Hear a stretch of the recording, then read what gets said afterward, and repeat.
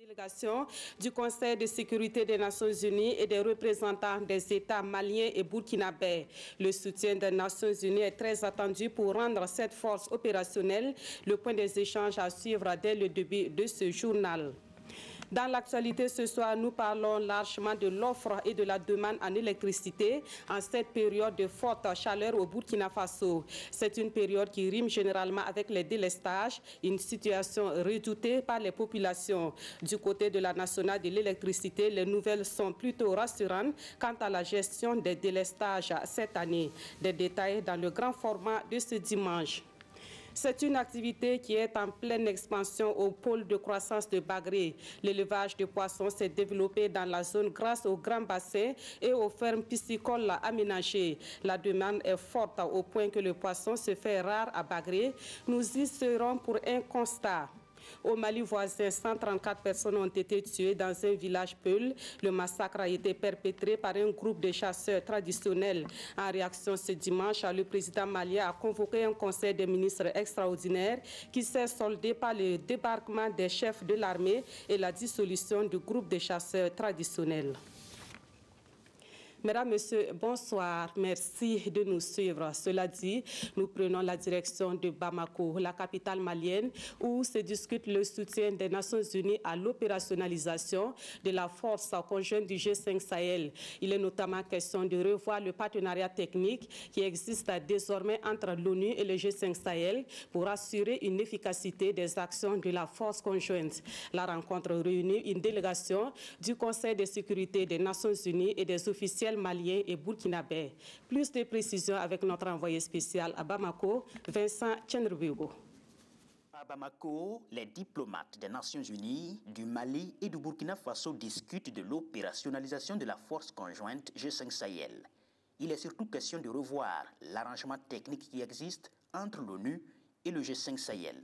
Selon une résolution des Nations Unies de décembre 2017, les Nations Unies avec l'arrangement aussi qui est intervenu après, appuie donc la force conjointe du G5 Sahel à certaines composantes donc dans sa partie opérationnelle et logistique.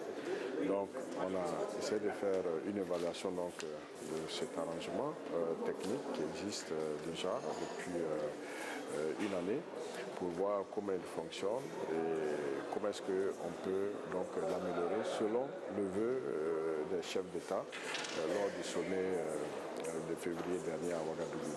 Un arrangement technique comme palliatif à l'absence d'un mandat du Conseil de sécurité de l'ONU, toujours demandé par les pays du G5 Sahel au profit de leurs forces conjointes. Le mandat sous le chapitre 7 des Nations Unies est toujours d'actualité. Ça a été réaffirmé lors du dernier sommet de février à Ouagadougou et nous avons reçu en tant que ministre des Affaires étrangères des pays du G5 Sahel, nous avons reçu le mandat de nos chefs d'État, notamment le président du G5 Sahel, le président Roch-Marc Christian Kaboré, de continuer le plaidoyer sur cette question. Au Conseil de sécurité de l'ONU, l'on n'écarte pas la possibilité que ces requêtes aboutissent, mais à condition. Oui, la force conjointe doit être soutenue. Pour nous, elle est et demeure un modèle d'appropriation par des pays africains de leur sécurité collective.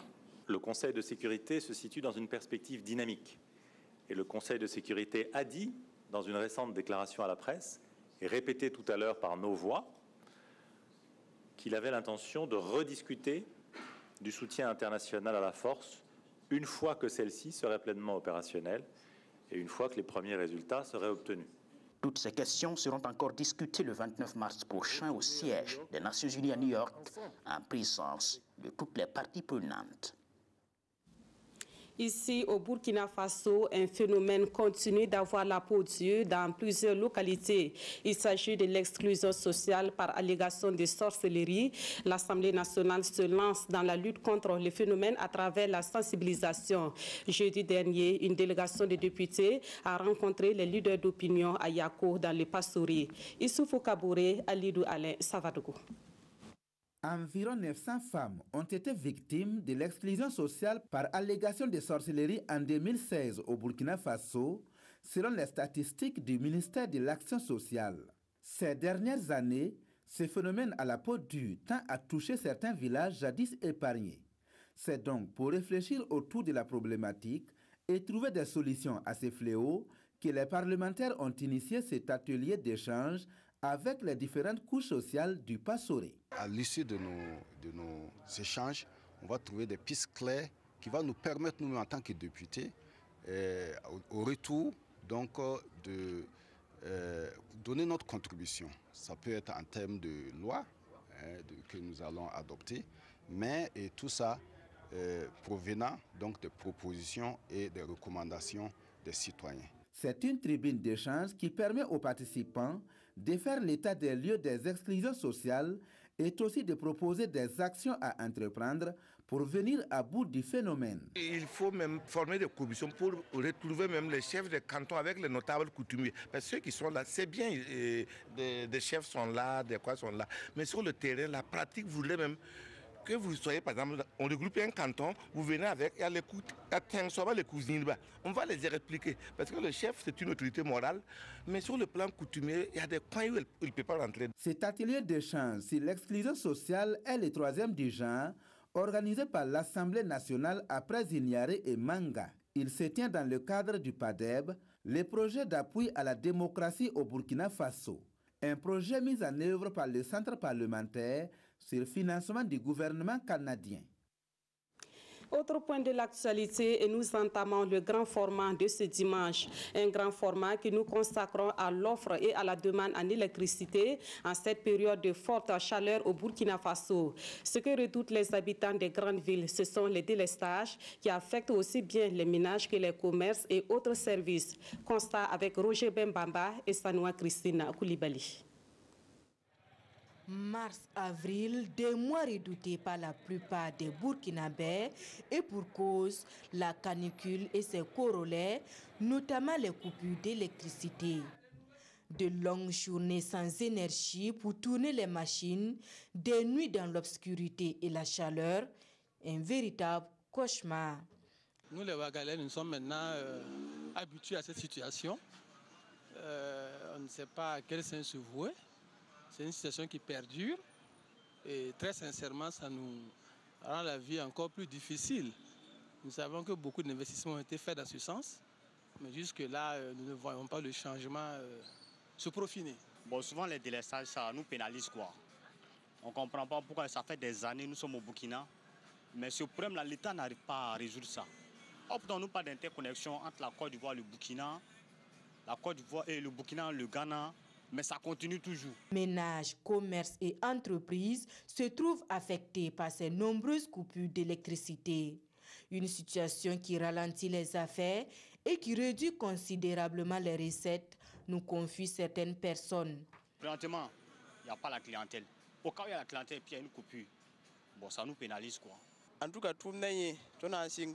lorsqu'il y a coupure d'électricité, cela affecte notre travail. On est obligé d'attendre que l'électricité revienne, ce qui ralentit nos affaires. Sincèrement, ça nous porte des préjudices vraiment. Avec les coupures, présentement, on ne peut plus faire les mêmes chiffres d'affaires qu'auparavant. Les clients, là, s'ils viennent, s'il n'y a pas de ventilo à l'intérieur, s'il y a une coupure de courant et puis il n'y a pas de ventilo, ils ne veulent pas rester à l'intérieur. Ils préfèrent aller et puis revenir après. Et puis comme le commerce est devenu bizarre aussi, ils préfèrent aller payer ailleurs. Nous ne sommes pas ravis de ces coupures. Ça ralentit tout notre travail. J'utilise un réfrigérateur pour conserver les boissons que je vends. Et les coupures engendrent beaucoup de pertes car les produits que je vends ont tendance à se gâter. Les coupures d'électricité nous fatiguent énormément. Je n'arrive plus à honorer mes rendez-vous avec mes clients, faute d'électricité qui ralentit le travail. Nous ne sommes qu'en début mars et déjà les premières coupures de courant. Les citoyens burkinabés craignent de revivre les cauchemars de l'année dernière et s'interrogent sur les capacités de la Sonabel à faire face à la demande. Et en attendant, chacun y va de sa petite suggestion. Avec ce mois d'avril qui est en train de venir, on se demande encore comment cela va se passer. Voilà, donc nous espérons en tout cas que bon, le gouvernement mettra tout en œuvre pour que la situation soit en tout cas résolue. Et puis ce qui nous fait mal même là, c'est le soleil qui nous brûle ici là. Hein, si on peut avoir des vraies centrales solaires pour pouvoir prendre la relève de l'énergie fournie par la Sonabel là, puisque ce n'est pas suffisant. De l'énergie solaire, le Burkina Faso en a à revendre. Mais en attendant de tirer le maximum de cette source d'énergie inépuisable, tous les regards sont tournés vers la nationale de l'électricité. Et justement, comment la nationale de l'électricité s'organise-t-elle pour répondre à la demande pendant cette période? Cette année, la Sonabel se veut plutôt rassurante et dit avoir consenti des efforts pour bien gérer les délestages. On en sait davantage avec Salifou Belem et Draban Dadia. Des machines en surchauffe. Le mercure monte. Mars, avril et mai, une période de forte chaleur. Les besoins des populations en énergie électrique augmentent. La canicule est de retour au Burkina. On a une demande qui croît de 10 à 15% par an. Vous savez qu'aujourd'hui, les Burkinabés s'équipent. Hein? Vous savez, surtout là, dans la période de canicule, il faut se ventiler, il faut mettre des climatiseurs pour rafraîchir. Donc tout ça, ça fait un pic. C'est le moment où la nationale de l'électricité fait face à plusieurs critiques de ses clients. Jets de lumière, coupure d'électricité et délestage. Cette fois, la Sonabel dit avoir pris la mesure de la situation. Et il faut dire que cette année, des mesures exceptionnelles ont été prises avec l'appui du gouvernement qui a d'ores et déjà pris des initiatives pour pouvoir mobiliser une puissance de 50 MW. Et déjà, avant le 15 avril, en principe, on devrait avoir 25 MW qui seront mobilisés sur le site de Ouaga 2. Nous avons également pris des initiatives pour approcher le Ghana, pour accroître la capacité de transit de la ligne d'interconnexion avec Bolgatenga et la ligne d'interconnexion Bolgatenga-Ouagadougou. La puissance attendue sur cette ligne, c'est plus de 100 MW. Actuellement, nous sommes autour de 50 MW, mais il y a des renforcements qui sont prévus au niveau du Ghana pour qu'on puisse avoir plus de 100 MW. Et l'échéance pour ces travaux, c'est fin avril. Nous avons également, au niveau de la Côte d'Ivoire, notre partenaire en matière d'importation, ancien partenaire, parce que c'est depuis 2001 que nous importons l'énergie de la Côte d'Ivoire. Nous avons pris les dispositions pour accroître la quantité d'énergie importée de la Côte d'Ivoire. Donc, l'un dans l'autre, c'est les mesures urgentes que nous avons pu prendre avec le gouvernement pour pouvoir juguler cette crise énergétique. Le déficit énergétique de 100 MW l'année dernière n'est plus d'actualité. Foi des responsables de la Société nationale d'électricité du Burkina. 664 000 abonnés à satisfaire. Leurs besoins en énergie s'évaluent à 375 MW. Pour être à la hauteur des attentes, la Sonabel doit travailler à sécuriser son approvisionnement. Actuellement, l'offre suffit à peine pour couvrir la demande. De sorte que lorsqu'on a un incident sur le réseau ou bien sur un groupe de production, nous sommes en difficulté. L'exploitation du système en période chaude est assez délicate.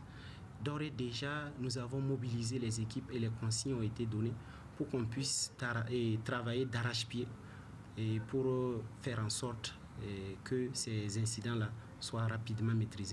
La nationale de l'électricité n'a plus le monopole de l'énergie depuis l'adoption de la loi 014. Le secteur a été libéralisé par le gouvernement dans la perspective de sortir les Burkinabés du spectre des délestages, un véritable frein au développement du pays.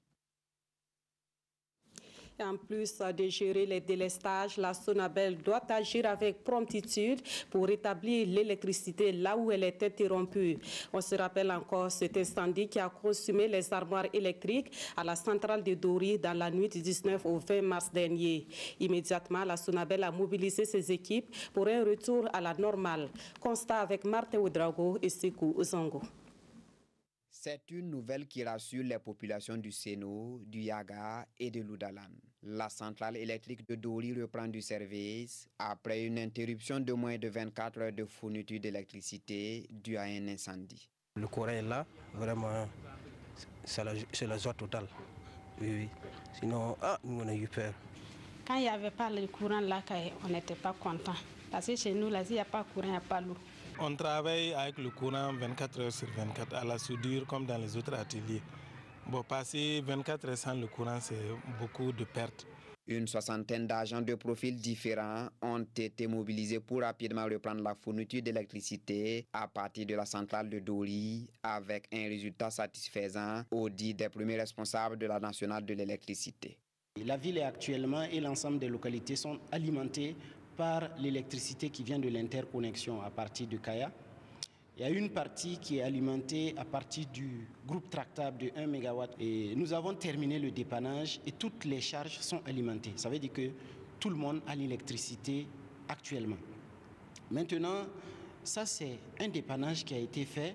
Nous avons déjà arrêté un plan pour pouvoir sécuriser l'approvisionnement de la ville de sorte que si on a un incident, que nous puissions réagir promptement. Tout en remerciant les populations pour leur compréhension, la Société nationale d'électricité du Burkina rappelle que sa priorité demeure la satisfaction de sa clientèle. Autre point de l'actualité est direction Fada dans la région de l'Est où le mariage d'enfants et l'excision sont désormais des pratiques qui relèvent du passé. À travers une déclaration publique, 350 villages de cette région ont pris l'engagement d'abandonner ces deux pratiques. Un engagement qui marque le début d'un meilleur épanouissement de la jeune fille dans cette partie du Burkina Faso. Mathias Nikiema et Rasmata Ouedraogo.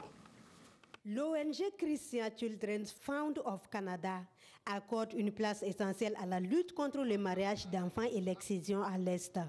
Et c'est conscient que les présenteurs socio-culturels anéantissent l'épanouissement des filles, que l'ONG et ses partenaires comptent impliquer et responsabiliser davantage les communautés et leurs leaders à travers un engagement public.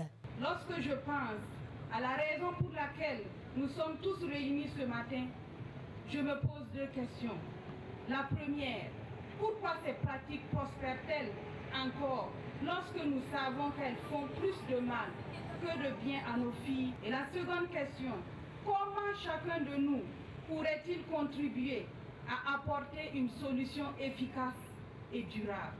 Pour tenter de trouver des réponses adéquates, les leaders s'engagent ici à mettre fin à ces pratiques et à pérenniser les acquis déjà engrangés. Nous déclarons devant tout le monde la fin de toutes ces pratiques néfastes. Ni la coutume, ni la tradition ne seront désormais des causes irréfutables de la pratique de l'excision et des mariages d'enfants. Je pratiquais l'excision, mais j'ai enterré mon matériel et mes mains ne sont plus tachées de sang. C'est une phase de déclaration collective. Mais l'engagement, elle est individuelle. Là, on est dans un bon pas, mais il faut continuer pour que le travail et cet engagement se matérialisent dans la pratique. Cette activité intervient après 10 mois de sensibilisation sur le mariage d'enfants et les mutilations génitales féminines dans 350 villages de l'Atapoa et du Gourma. Ici à Ouagadougou, la commune se fixe à un nouveau défi, celui d'aider à la maîtrise de la croissance démographique pour mieux assurer l'accès des populations aux services de santé et d'éducation. Et pour relever ce défi, la commune remet du matériel et autres produits de planification familiale à des structures de santé. Au total, 35 formations sanitaires reçoivent cet appui de la commune de Ouagadougou d'un montant de 137 millions de francs CFA. Konsun Koulibaly, Inou Alkoy, Janina Kambiri. Des kits d'insertion et de retrait implants et durs, des autoclaves mixtes type cocotte minute, du matériel de prévention des infections, des tables gynécologiques, des présentoirs pour méthodes de planification familiale, des boîtes à images. C'est un ensemble de matériel et d'équipements de planning familial que la commune de Ouagadougou offre aux districts sanitaires et aux cliniques privées au nombre de 35. Quand nous avons vu ce programme qui fait de la sensibilisation pour l'espacement des naissances, qui fait de la sensibilisation pour une meilleure planification familiale, tout de suite la commune de Ouagadougou a adhéré. C'est pourquoi cette cérémonie d'aujourd'hui, c'est pour remettre un lot important de matériel de sensibilisation et un lot important de matériel sanitaire également, qui va aider les districts sanitaires de la ville de Ouagadougou et les cliniques privées à participer à cette planification familiale-là. Ce don, estimé à environ 137 millions de francs CFA, vient renforcer les équipements dans l'offre des services spécialisés et dynamiser les comités de gestion des centres de santé. Nous sommes là pour recevoir un lot de matériel médico-technique gracieusement offert par la commune de Ouagadougou à travers le projet TCI que nous mettons en œuvre depuis pratiquement une année dans le domaine de la planification familiale. Il s'agit de contribuer donc au plan d'accélération de la planification familiale du ministère de la Santé. En rappel, le projet de planification familiale a été lancé en octobre 2017 par le conseil municipal de la commune de Ouagadougou pour une durée de 2 ans. Il a bénéficié de l'accompagnement de la fondation Bill et Melinda Gates à travers le projet The Challenge Initiative.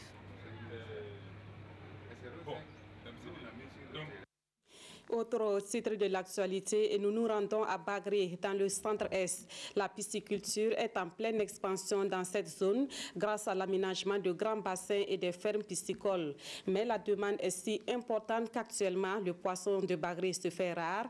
Explication avec Césaire Carrefour et Adama Koulibaly. Nous sommes ici sur le périmètre du pôle de croissance de Bagré. Monsieur Youkbaré fait de la pisciculture à petite échelle. Sa spécialité, les tilapias appelés encore carpes et surtout les silures. D'abord, nous sélectionnons les géniteurs. 2 mâles pour une femelle. Et nous massacrons premièrement le premier mâle pour enlever l'hypophyse qui est au niveau du crâne. On injecte à la femelle qui est déjà mature. 24 heures après, le second mâle est massacré pour enlever le gonate pour la fertilisation des œufs. Dès lors qu'on a les œufs fertilisés, nous les mettons dans des incubateurs. Et 24 heures après, on obtient les premières larves. Les alevins que vous voyez ici, c'est issu de la reproduction artificielle. Donc, ils sont à 50-60 grammes par alevin. Ils ont à peu près 2 mois et demi. Après cette étape, les poissons sont mis dans un bassin pour le grossissement. Ces alevins ici sont en phase de maturation et une partie sera livrée pour les commandes d'autres pisciculteurs. En termes de production, en 2018, nous avons eu à produire 20 000 alevins pour le tilapia, 5 000 alevins pour le poisson-chat. Et en termes de poissons de consommation, nous avons eu 3 tonnes 325 pour l'année 2018. Malgré les efforts, la production ne couvre pas toujours la demande. Madame Ouedraogo vend du poisson fumé depuis plus de 15 ans. D'habitude, à cette période, son congélateur est rempli à ras-bord, mais voici la quantité du jour. Avant, quand c'était la bonne période, je pouvais vendre plus de 2 tonnes de poissons par mois. Vous avez constaté vous-même qu'il n'y a pas assez de poissons ici. Et aussi, grâce à cette activité, je pouvais avoir plus de millions comme bénéfice.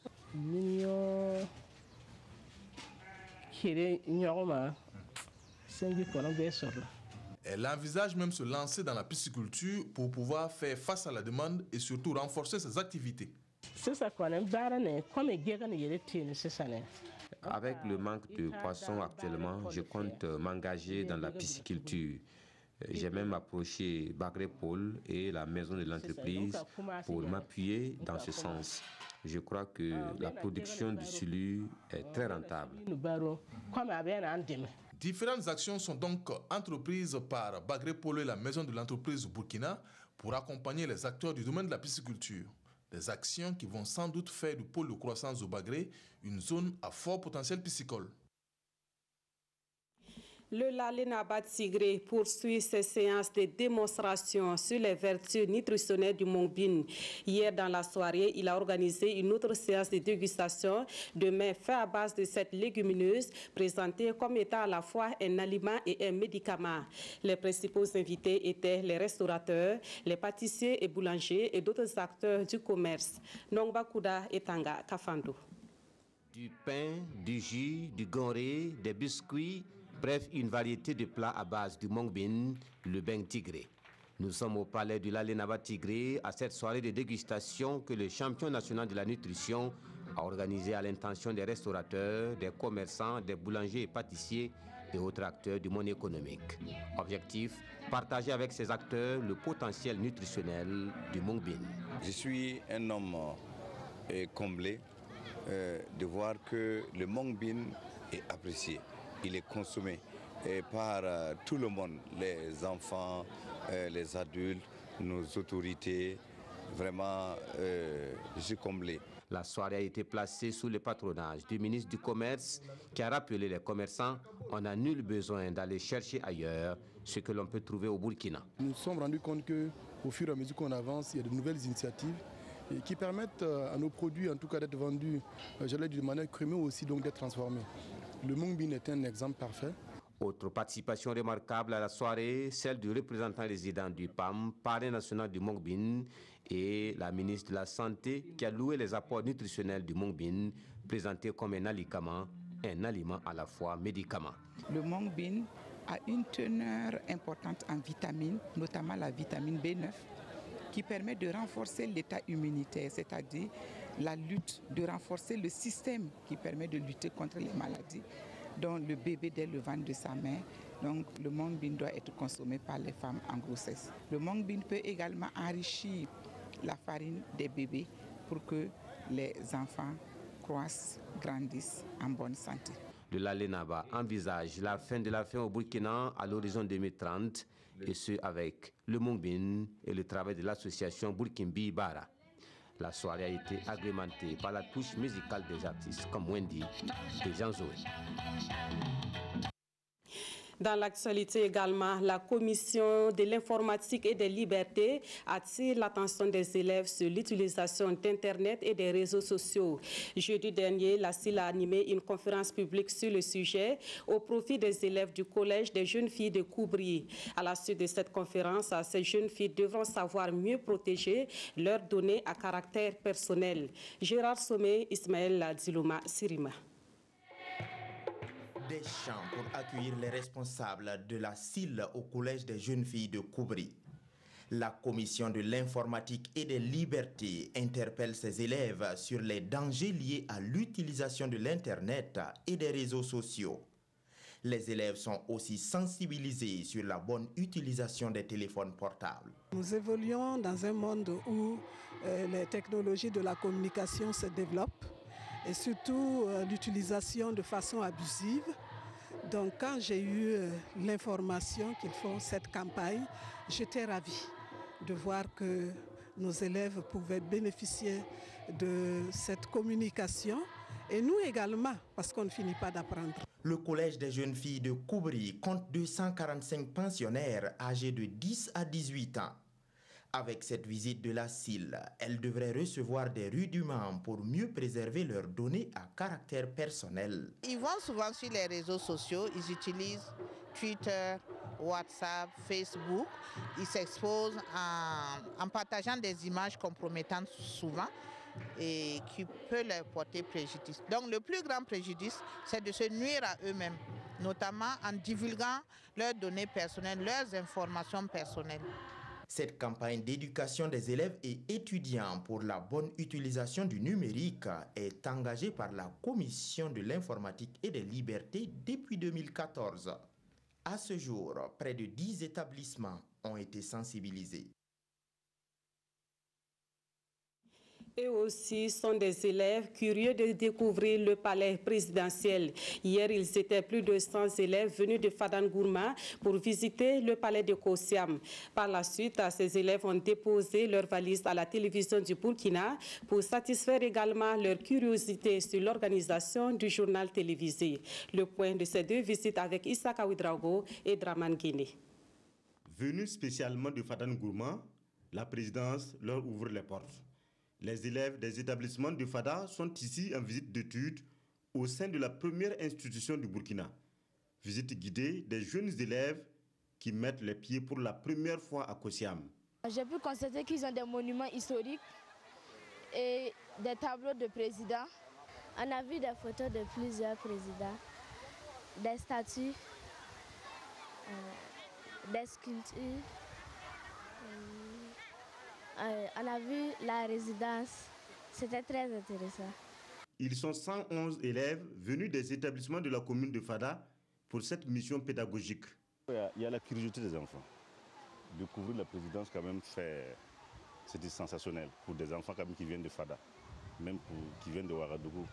Ensuite quand même découvrir comment fonctionne la présidence, la première institution du pays, c'est assez intéressant. Et je ne sais pas, dans le processus d'acquisition des connaissances des élèves, je pense que ça fait un plus dans le savoir-dire et dans le savoir-être des enfants. Après Kosiam, l'équipe dirigée par Fidel Rwanga s'est déportée dans les locaux de la télévision du Burkina. Ici, les élèves ont encore appris. De la préparation du journal jusqu'à sa réception sur les petits écrans, en passant par sa présentation en direct. Un peu de musique dans ce journal et nous allons à la découverte du nouvel album de Dabros Noloti Zen. L'artiste a évolué dans le slam et il vient de sortir un album de 8 titres. Parmi les thèmes abordés dans cet album, il y a le mariage et la parenté à plaisanterie. La cérémonie de dédicace dans ce reportage de Aruna Mari. Une dédicace spéciale dans un décor spécial. Nous sommes à Taptenga, à la périphérie de Ouagadougou. Résident, c'est dans ce quartier non loti que l'artiste musicien Aruna Dabré dédicace son tout premier album, No Loti Zen, qui signifie jeune de quartier non loti.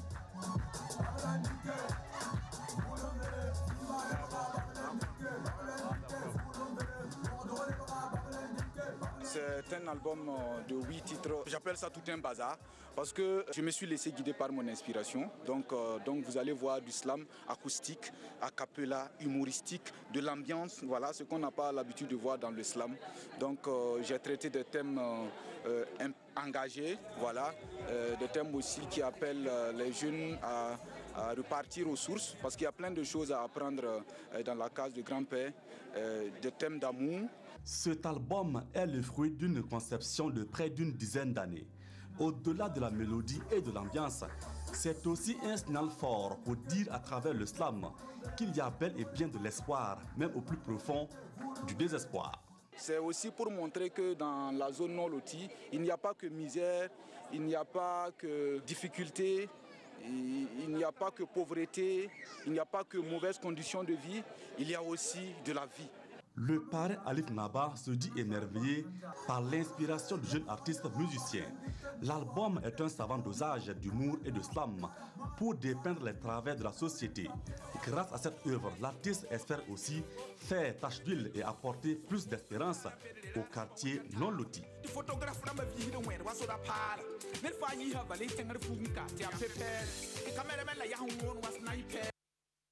Actualité pas très loin du Burkina Faso. Au Mali voisin, plus de 130 personnes d'un village Peul ont été tuées hier samedi.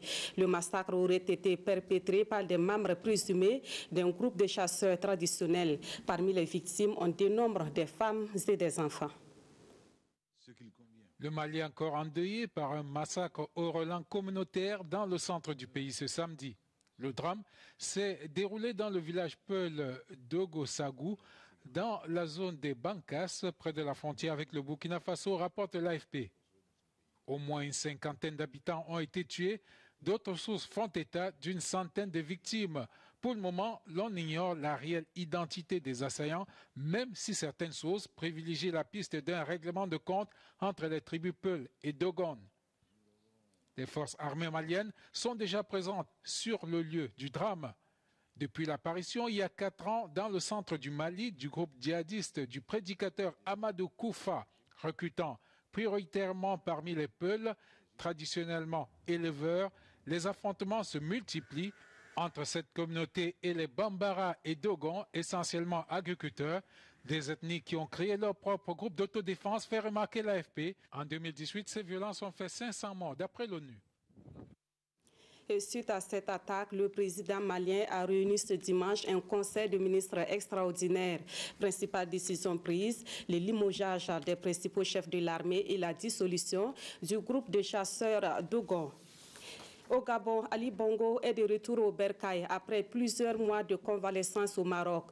Visiblement affaibli, le président gabonais a regagné Libreville hier samedi. Il a été accueilli par une foule immense composée de sympathisants et des cadres du parti au pouvoir. Ali Bongo de retour au Bercail après des mois de convalescence au Maroc suite à l'accident vasculaire cérébral dont il a été victime en Arabie Saoudite le 24 octobre 2018. Le président gabonais a été accueilli samedi à Libreville pour ce retour définitif par des milliers de sympathisants ainsi que par les cadres du Parti démocratique gabonais au pouvoir. Cet accueil me touche, c'est un accueil qui est... Bon, je ne sais pas, mais moi ça me touche. Je vous remercie vraiment sincèrement et je tiens sincèrement à vous dire merci. Pour les partisans d'Ali Bongo, ce retour est tout sauf une mauvaise nouvelle, tant il sonne le glas des appréhensions sur l'état de santé de leur leader, mais surtout sur sa capacité à diriger leur pays. Je l'ai bien vu, il est bel et bien vivant. Tous ceux qui ont parlé qu'Ali est mort, qu'Ali ne vit plus, ils ont échoué parce que notre président est de retour en forme. Pensons que son retour aujourd'hui va apaiser toutes les classes, on va dire, surtout au niveau de la classe politique. Le retour, on ne parlera plus de vacances de pouvoir, on ne parlera plus de destitution des institutions de la République. Un retour à la normale en somme pour ses supporters, salués en musique, non sans danse. À présent, les actualités sportives de cette édition. On est tenté de dire quel dimanche Sport Lassina Ouattara après l'élimination des étalons à la CAN 2019. Mais tout d'abord, la FBF était face à la presse ce matin. Oui, c'est Lassina Ouattara, Nathalie. Tout à fait, bonsoir. Bien sûr, justement, on n'a pas mis du temps à solder le compte après l'élimination des étalons vendredi dernier de la CAN 2019. Mais selon nos envoyés spéciaux, Nathalie, l'élimination des étalons trouble le sommeil du comité exécutif de la Fédération burkinabé de football. On s'attendait à un bilan, mais pas d'informations majeures à cette première rencontre post-élimination. On va suivre ce reportage que nous proposent Rasmane Zoundi et Jean-Modeste Ouedraogo. C'est une conférence de presse sur fond d'hommage rendue au cadre de l'équipe nationale. Pour la première fois de notre histoire, cette génération a ramené la médaille d'argent après la finale disputée en 2013 en Afrique du Sud. Ainsi, en 2017, les étalons ont remis du baume dans le cœur des Burkinabés en décrochant la médaille de bronze après une formidable CAN.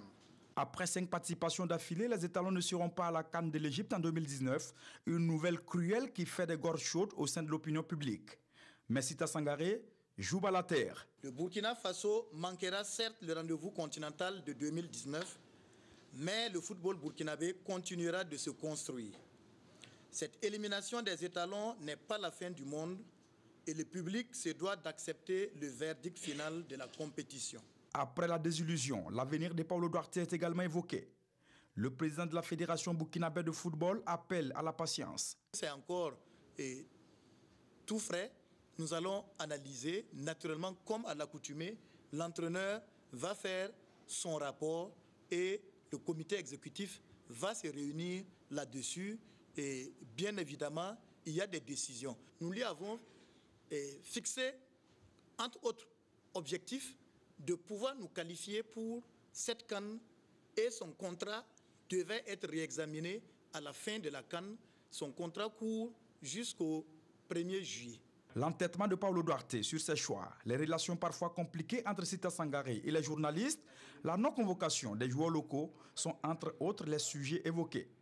La désillusion des étalons trouble le sommeil du comité exécutif et la relève sonne comme un impératif. Nous allons même solliciter des matchs amicaux. Nous allons voir avec le ministère pour les prochaines journées FIFA pour pouvoir déjà commencer à monter une nouvelle équipe nationale que nous allons observer avec les matchs amicaux à venir. Le Burkina Faso est-il capable de se relever de sitôt après une telle chute? L'avenir nous le dira. Voilà, la Sina Saorgo, les étalons éliminés, on peut quand même dire que ce n'est pas la fin du monde. Oui, peut-être pour paraphraser le président de la fédération, ce n'est pas la fin du monde, mais c'était un gros cataclysme pour le football burkinabé. Nathalie, sachez qu'on est passé de 16 à 24 pays qualifiés pour la Coupe d'Afrique des Nations, et c'est la première fois que le Burkina, à ce moment-là précis, que le Burkina donc manque à cet appel. Ce n'est pas la fin du monde, mais il va falloir solder le compte, parce que pour moins que ça, des présidents des fédérations ont dû rendre le tablier. D'accord. Et pendant ce temps, le Faso Foot, lui, se met à jour. Cet après-midi, Salitas a battu la Sfayenega sur le score de 2-1. Oui, tout à fait. 2-1, c'était la 22e journée, hein, donc la mise à jour du calendrier de Salitas qui était donc engagé en Coupe de la Confédération. On va voir les images, hein, 39e minute déjà. Déjà, l'arrivée des deux équipes, la Sfayenega en jaune et vert et Salitas, l'engagement, et puis l'ouverture du score à la 39e minute sur cette pichenette magnifique de Ilias Sawadogo pour l'ouverture du score au profit des Salitasiens. On revoit donc cette belle réalisation de l'attaquant de Salitas, 1-0 donc pour les Colombes du Faso, mi-temps 1-0, et puis en seconde période, ce but de Fovi Aguidi à la 55e minute, Salitas réussit à faire le break. La Sfayenega va réduire le score par l'entremise de Zakari Gafarou à la 61e minute. Score final, Nathalie, 2-1, et désormais Salitas est deuxième au classement avec 40 points, avec encore 3 matchs à jouer en retard. Le leader, c'est Raïmo avec 44 points. Merci beaucoup, Lassina Sawadogo. Demain, on se retrouve pour le magazine des sports. Bien sûr, après donc, cette élimination, il sera véritablement question de l'élimination des étalons à cette Coupe d'Afrique des Nations 2019. Merci bien. Et voilà, c'est avec vous que nous mettons fin à ce journal. Merci de l'avoir suivi. L'information vous revient à 22h30 dans une présentation de Ruth Bini Ouattara. Merci de votre fidélité et à très bientôt.